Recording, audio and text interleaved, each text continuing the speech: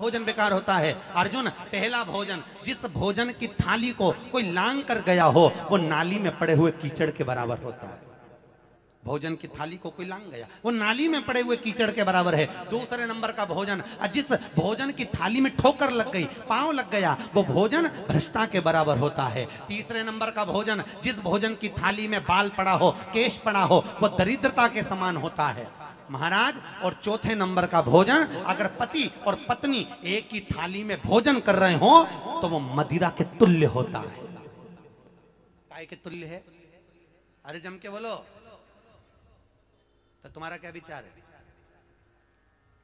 भीष्म गीता कह रही पति पत्नी भ्रम में मत पड़ो और सीधे भगवान से जुड़ो। कोई भी धोखा में, आडंबर में, तागादसी में मत बंधो। ये बंधने की आदत हमें बिल्कुल अच्छा नहीं लगती। पेट में बंधे थे, दाई ने वहां से छोड़ाया काट के, यहां आए तो यहां फोकट के बंधन में बंध गए। यहां कोई सदगुरु मिले ना मिले, काटे ना काटे तो बंधे के बंधे यमदूत पकड़ लेंगे, वो बांध के ले जाएं। फिर गए दूसरी योनियों में, वहां भी बंधे, कोई के नात लगी है, कोई के मोरा लगा है, कोई को रस्सी लगी है, कोई गधे के टांग बंधे हुए, कोई ऊंट की नाक बंधी। ये बंधन कब तक रखोगे? कितना बड़ा है, अविद्या का बंधन है, ये पिंड नहीं छोड़ेगा। इसके लिए आत्मज्ञान चाहिए। इसलिए आप सब जो यहाँ श्रद्धालु कथा के लिए बैठे, हमारा फिर से आग्रह है कि चाहे चुनिंदा लोग कथा सुने, पर ऐसे लोग कथा सुने जो भगवान से जुड़ने की भावना रखते हो, जिनको लोकेशना है कि अरे साहब हम भी कथा करा सकते हैं, तो कथा तो कराओ। कथा में कोई बहुत बड़ी बात नहीं है, लागत नहीं है। हमारे लिए तो आप उसी के लिए सुनो तो हमारे पास आ जाया करो कि हमको कथा करानी, तो हम छोटे से गांव में भी चले जाएंगे, छोटे से छोटे गांव में भी, लेकिन सुनने वाला रसिक चाहिए।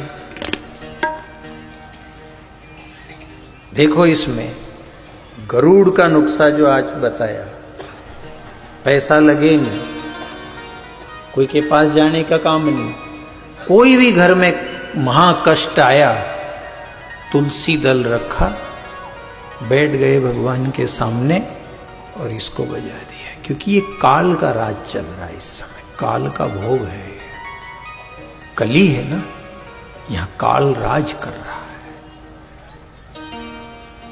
तो ये काल सर्प योग कहते हैं इसको। कोई इसकी शांति भी कराने जाते हैं, पूजा इत्यादि कराते हैं, तो काल सर्प हो गया। अब सर्प गरुड़ से डरता है, गरुड़ के सामने नहीं टिकते। तो आप अपने इष्ट मंत्र का जाप करके इसको बजा दो, बस, और ज्यादा कुछ नहीं करना। आपको ज्यादा कोई लंबा बता ही नहीं रहे। देखा कि कोई बहुत बड़ा लफड़ा पड़ा, अब ये कैसे ठंडा होगा?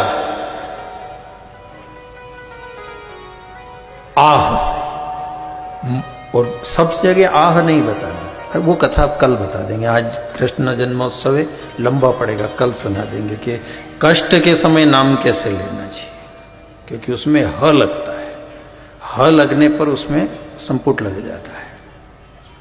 आज जो चल रहा उसी को सुन लो। तो गरुड़ घंटी ली तो ये सर्प धुसता है उसके मारे काल। तो घंटी का तो आजकल बहुत चलन हो गया। आप देखो कहीं भी कोई भी आदमी यही कहता है कि तू तो जा, वहां कोई ऐसी वैसी बात हो तो घंटी कर देना।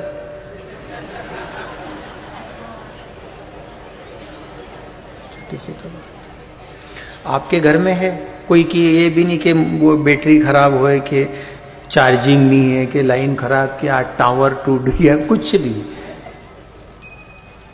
बजई तत्काल पहुंचेगी। ये गरुड़ उनका वाहन भी है और काल सर्प कांपता है उसके मारे। पर हमने क्या, इस विनियोग से इसको कराने नहीं, हम इसको उसी विनियोग से करें तो ये काम करना शुरू कर देता है, इसकी लाइन उससे जुड़ जाती है। एक अब ये जो गरुड़ भगवान का वाहन है, इसके पंख में ही इतनी कि वहीं से केवल यूं यूं करता है, जिनमें सारी भद्रा भगा देता है। खाली यूं से यूं करेगा वहां बस।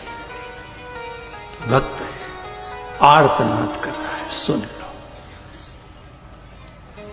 ये तो क्या है, कथाओं में भी आडंबर ज्यादा हो गया, दिखावा हो गया, तो जो मूल बात है वो कही नहीं गई। गलती हम लोगों की भी रही, सही बात बताई नहीं। यहां से बेचारे लोग ताली बजाए, नाचे कूदे, प्रसाद बटी, भंडारा हो गया, चले गए घर।